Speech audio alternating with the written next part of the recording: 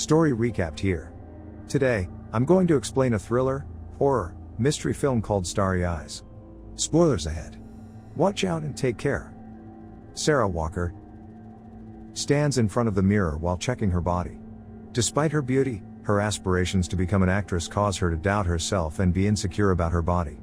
She is forced to work as a waitress at a fast food restaurant while pursuing her dream to be an actress. One night, Sarah attends a party organized by her roommate's friends. A director named Danny then welcomes her when suddenly a guy hands him a flyer about an audition. Aaron, who constantly attempts to steal Sarah's roles, greets her. Aaron brags about how she's working as the main star on Danny's new project. More of their friends appear, including Ashley. Sarah's friends seem unsupportive and selfish as they either act insecure around her or don't care about her at all. While the rest of them enjoy the night, Sarah excludes herself from the crowd and leaves. On her way home, Danny follows her, asking if they could go out sometime. However, Sarah seems so focused on her phone as she finds out that she got an audition for the ad she applied for earlier. Upon hearing the news as they pass by, Tracy, her roommate, seems sincerely happy for her. On the other hand, Aaron seems to question the ad if it's even real, giving Sarah a doubt not only about the company but about herself. Meanwhile, Sarah appears very intimidated during an audition as she stutters every word in the given script. When she looks at the guide, the words in the line appear missing, causing her to panic even more. Suddenly, the paper goes blank and the line reappears again. Then blood drips from her head, causing her to scream and cry. It turns out she's having a nightmare. The following day, while waiting for her turn to audition, she scans through the script when suddenly, a woman heads out of the audition room crying. She's next in line, so she braces herself as she casually introduces herself to the casting director and her assistant. The assistant intimidates her, but Sarah makes sure to express herself and her ambitions, but the assistant cuts her off, telling her to show them what she's got instead. Sarah turns her back as she prepares herself for the role, and when she turns around, she acts as if she embodies the character. The assistant speaks for the other part, and they alternately maintain the given script. Sarah is full of emotions and performs well. However, the casting director and her assistant are both unimpressed with her audition. Feeling determined, Sarah asks for their comments, but they say they already saw what they need to see. Sarah is hesitant to go but still packs her things and leaves. Enraged at what happened, Sarah goes to a nearby bathroom to scream and rip her hair out, as she always does when alone and frustrated. When Sarah heads out of the cubicle, the casting director appears, witnessing a move that piques her interest. The director invites her back to the audition room and requests to perform what she just did inside the cubicle. Sarah is reluctant at first, but she proceeds to rip her hair until she totally loses herself in front of the critics. However, Sarah is dismissed once more, much to her dismay. She heads out of the building with her hair all over the place. She thinks that the critics made fun of her. The following morning, while she and other waitresses perform a birthday chant to one of their customers, she receives a phone call from the production company called Astrias Pictures, the one she applied for earlier. She gets a call back from the audition, but they inform her that it would be different this time. Sarah is highly delighted. However, her boss at the restaurant is not. Her boss summons her to his office and tells her his phone issues during her working hours. He tells her that he's not satisfied with her service yet understands that she's pursuing her dreams, but it affects her regular job. Sarah then quits her job to focus on her audition instead. The next day, Sarah enters the dark room for the second audition, and only the assistant's voice is her guide on the way to a spotlight where she would do the act. The casting director asks her to disrobe her dress, but she is hesitant to do that, telling them that the ad doesn't ask for nudity. However, the director assures her by stating their credibility and wants to see more of her. Sarah then removes her clothes, including her undergarments. The lights turn off, and only the flashes of the camera light her. She is shy at first, trying to cover some of her body parts, but when the director tells her to let herself transform into someone else fully, she experiences extreme euphoria and enters a trance state.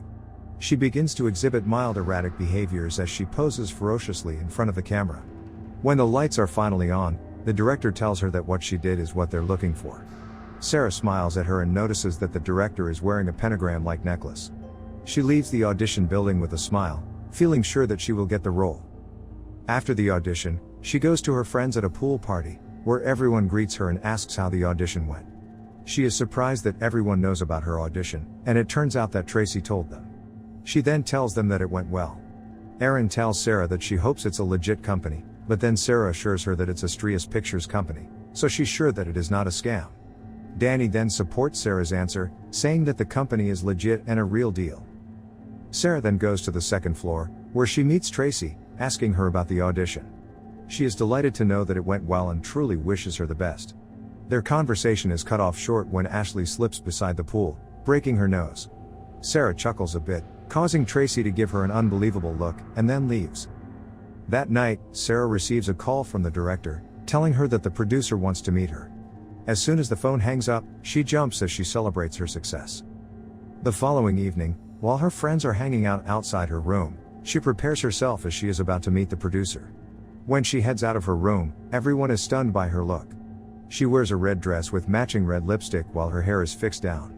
Erin tells her that she is overdressed. However, Tracy assures her that she looks good and even wishes her good luck. Later that night, Sarah arrives at the audition building, where the director greets her, leading her to the producer's office.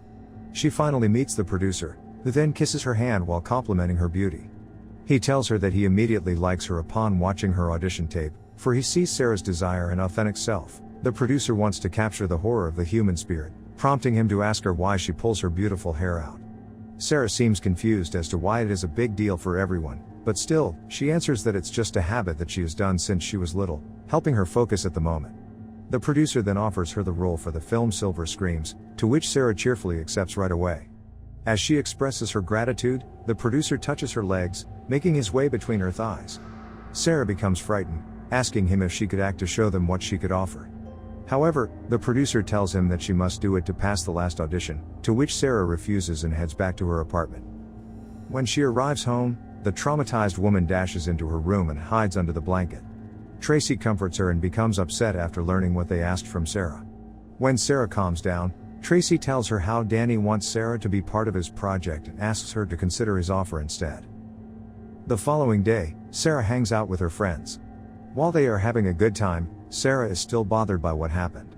She excuses herself from the crowd and drinks alone. When suddenly, Danny follows her, convincing her to be in his movie. Sarah finally accepts Danny's offer, who appears to be romantically interested in her. Danny then hands her a pill, telling her that it would be the night she will never forget. Meanwhile, at the swimming pool, Sarah doubts getting the leading role when she sees Erin kisses Danny. It reminds her of what the producer told her: their industry is a world of doers where people don't just talk about what they will do. They just do it instead. Sarah then rushes out of the pool and immediately calls the Astrius Company, who orders her to go to the producer's office in 1 hour. A little while later, Sarah dresses and travels to the office while she's intoxicated. When she arrives, the director warns her that there would be no third opportunity before entering the office. Sarah apologizes to the producer and tells him that she's willing to do everything to be a star. When the producer tells her to show him instead, Sarah kneels in front of him as she reaches his pants. The producer grabs her head, and his right hand appears to have a similar mark to the necklace of the director. Then suddenly, two men wearing a black mask and black suit appear behind the producer, who utters sacrificial words. The following day, Sarah wakes up in her room feeling sick.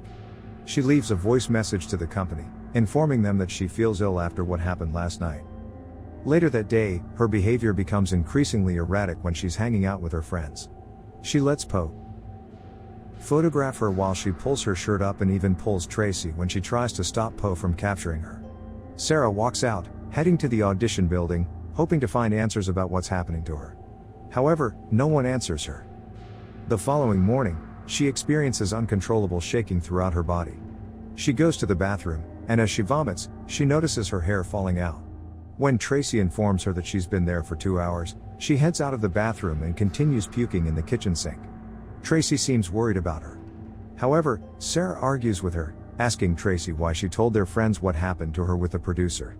Sarah assumes that Tracy wants to see her fail, informing her that she's sick of everyone's attitude as they try to take advantage of her.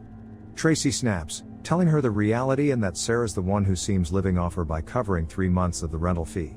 Sarah storms off, heads to her room, gets an envelope loaded with cash, and throws it at Tracy. After a heated argument with Tracy, Sarah retreats to her room and sees the casting director, giving her a vision of herself as a glamorous starlet. She then experiences extreme shaking once more as her body begins to deteriorate. Meanwhile, she lies in bed as if her body is decaying. She tries to walk into the bathroom and discovers herself looking horrible. Her hair and nails have almost completely fallen out, and she has blood everywhere. Sarah climbs into the bathtub, now in excruciating pain, and vomits masses of bloody maggots. She climbs off the bathtub and crawls back to her room as she receives a call from the producer, who informs her that she can continue to die or accept the transformation by giving sacrifice. That night Sarah visits Aaron's home. She goes inside and inspects the messy place, finding a knife, and grabs it. Inside a room is where Ashley and Poe sleep together, while Aaron and Danny are inside Danny's van in the yard. When Aaron heads inside the house to pee, she finds Sarah wearing a hoodie, trying to hide her horrible look. Sarah then confronts Aaron about what she did to get the leading role of Danny's project, to which Aaron responds that it's sad that she sees it like that. They argue more about that when suddenly, Aaron turns on the kitchen lights and sees Sarah's bloody face. When Aaron approaches her, Sarah slices Aaron's cheek with a knife as Aaron tries to persuade her to go to the hospital. Sarah accepts her actions and begins stabbing Aaron repeatedly. While Poe isn't back yet to his senses as he just woke up, she passes by Sarah and heads into the bathroom. While he's away, Sarah grabs the dumbbell on the floor and smashes Ashley's head with it. She hits her head until it's totally crushed. Poe witnesses what happened. When he's about to escape, he slips, and Sarah takes the opportunity to stab his back repeatedly. However, she realizes Aaron is attempting to flee, so she uses a plastic bag to suffocate her, leading her to death. On the other hand, Danny is still waiting for Aaron inside his van. When he heads out to check Aaron, he sees Sarah sitting on the couch outside. Danny asks how she is since she just ran away last time. When Danny walks towards her, Sarah stabs him over and over again until the two men suited in black uniforms and masks appear as if they're waiting for her. A little while later, the people behind Astria's pictures seem to be worshipping someone as they circle around where they buried Sarah. They draw a pentagram-shaped emblem above her grave with luminous light rods. At the same time, the transformation occurs to Sarah as she is trapped from a bloodied plastic membrane. The following day, Sarah is reborn as she emerges from the ground with a flawless, healthy, and completely hairless body. Beside her is a gift-wrapped box, with a note saying, "Happy birthday." Meanwhile, Tracy walks into Sarah's room in their apartment. She is surprised that there are candles around Sarah's bed while she's under the blanket. Still, Tracy apologizes for telling everyone about Sarah's situation. When Sarah doesn't reply, she removes the covering, revealing hairless and naked Sarah. The door closes, and Sarah grabs Tracy's wrist, inviting her to lay down beside her. Feeling scared of Sarah's strange behavior, she lies down next to her. Sarah bids Tracy goodbye, for she's about to be a star. She kisses Tracy, and it turns out that Sarah is suffocating her roommate with blood from her mouth until she dies. She then opens the gift box, including a black gown, a long brunette wig, and a silver pentagram necklace. Sarah then looks in the mirror, admiring herself while wearing the gifts and her eyes glowing green. Like what it seems, this story revolves around an aspiring actress who sacrificed her friends to become famous. Some scenes show Sarah to be corrupt and depraved on the inside, the reason why the casting director sees potential in her and even sees her true nature. These individuals have realized that Sarah is so corrupt and evil that she is willing to sacrifice others to gain fame and money. That is why she was chosen. They'd like Sarah to join their cult because she's like them. Subscribe to watch more videos like this. Turn on notifications. And leave a like, it really helps the channel out. Thank you for watching.